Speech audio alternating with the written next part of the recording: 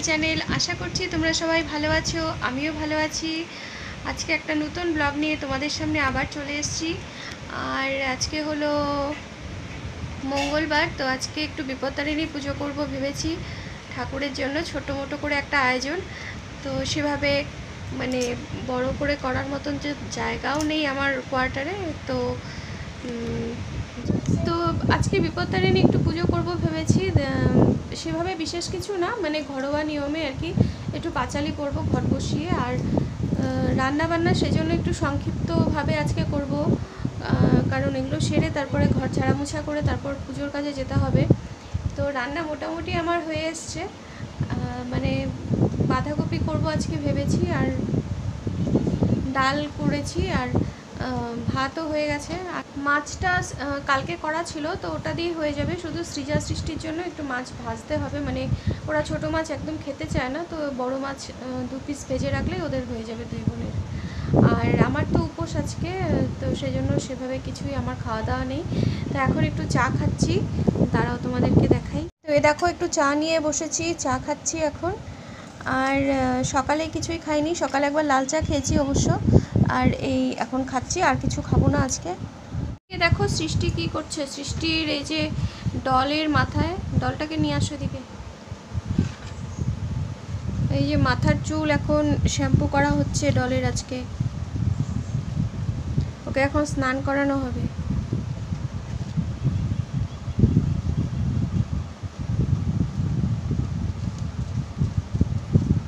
আজকে করেছি হচ্ছে, এখানে বাঁধাকপি আছে, আর এখানে আছে হচ্ছে কালকে এই মাছটা রান্না করেছিলাম, তো এটাই রয়ে গেছে, আজকে হয়ে যাবে আমাদের।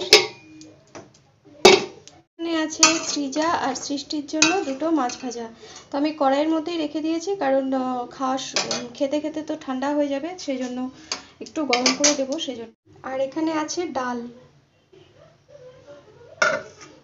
তো এই হলো আজকে আমার দুপুরের লাঞ্চের মেনু। আর এখন স্নান করব, পুজো দেব, আর সৃষ্টিকেও স্নান করাবো। সৃষ্টিরও স্নান হয়নি, পুরো ঘেমে গেছি আমি।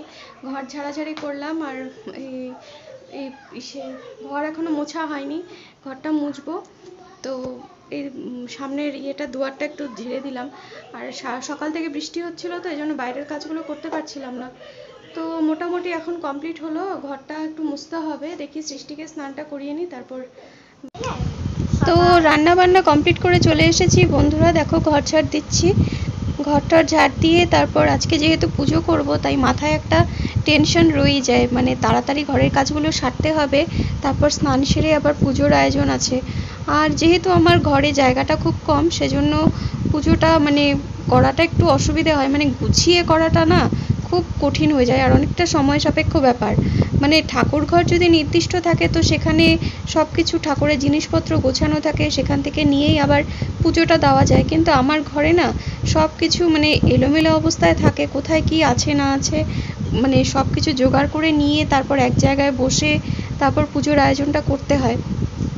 আর সামনাসামনি মানে জল ফেলারও ব্যবস্থা থাকে না, তাও বারে বারে করে সব ফল টলগুলো, তারপর পুজোর পান সুপারি সব বাইরে থেকে ধুয়ে নিয়ে এসে তারপর বসতে হয় বারে বারে। তো এই জন্য অনেকটা সময় লেগে যায়, তাই ভাবি যতটা সম্ভব ঘরের কাজটা যে আগে কমপ্লিট করে ফেলতে। তো এবার আমার ঘরটার ঝাড়া হয়ে গেছে, তো বাইরের একটু দুয়ারটা জল দিয়ে ধুয়ে দেবো। সামনে দেখো ওই যে পাকাটা পুরো ভিজে আছে, বৃষ্টি হয়েছে সকাল থেকে, সেজন্যই আর কি ভিজে আছে সব।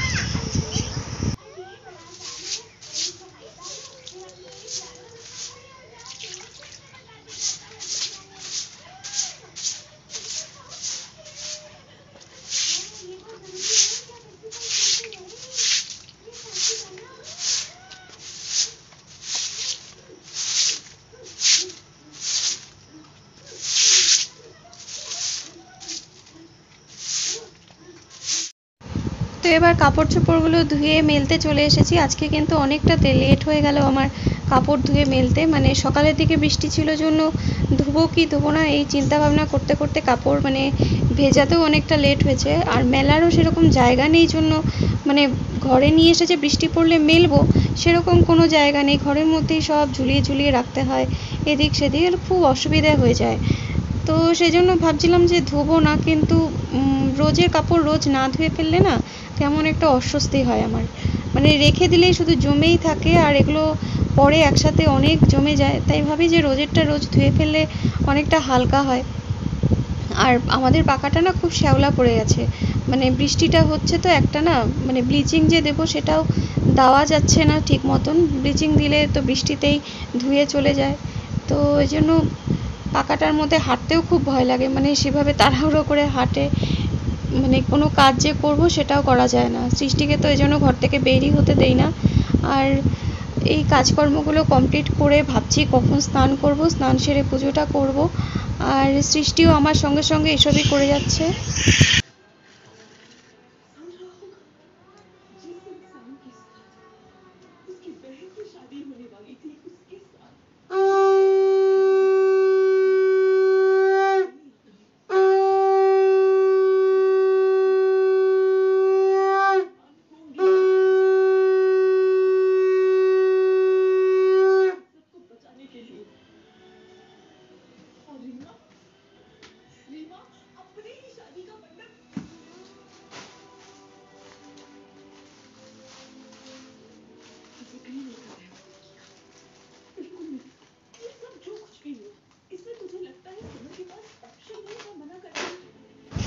তো এদিকে দেখো বন্ধুরা, আমি স্নান টান সেরে পুজো করতে বসে গিয়েছি। তো জায়গার অভাব তোমরা তো জানোই, বারে বারে আর এক কথা কী বলবো। তো যেটুকুন যা পেরেছি ওর মধ্যেই গুছিয়ে নিয়েছি। তো পাঁচালিটা পড়ছি এবার। আর আজকে বিকেলে মানে সন্ধ্যের দিকে আর কি আমার ছোট ননাস আর ননাসের ছেলে এসেছিলো আমাদের বাড়িতে। তো ওদের সাথে একটু গল্পগুজব করলাম, আড্ডা দিলাম। আর সৃষ্টি সৃজা ওরাও পিসির সাথে একটু গল্প করলো। আর আজকে যেহেতু রথ ছিল, তো সৃষ্টি গিয়েছিল রথের মেলায়, তো সেখান থেকে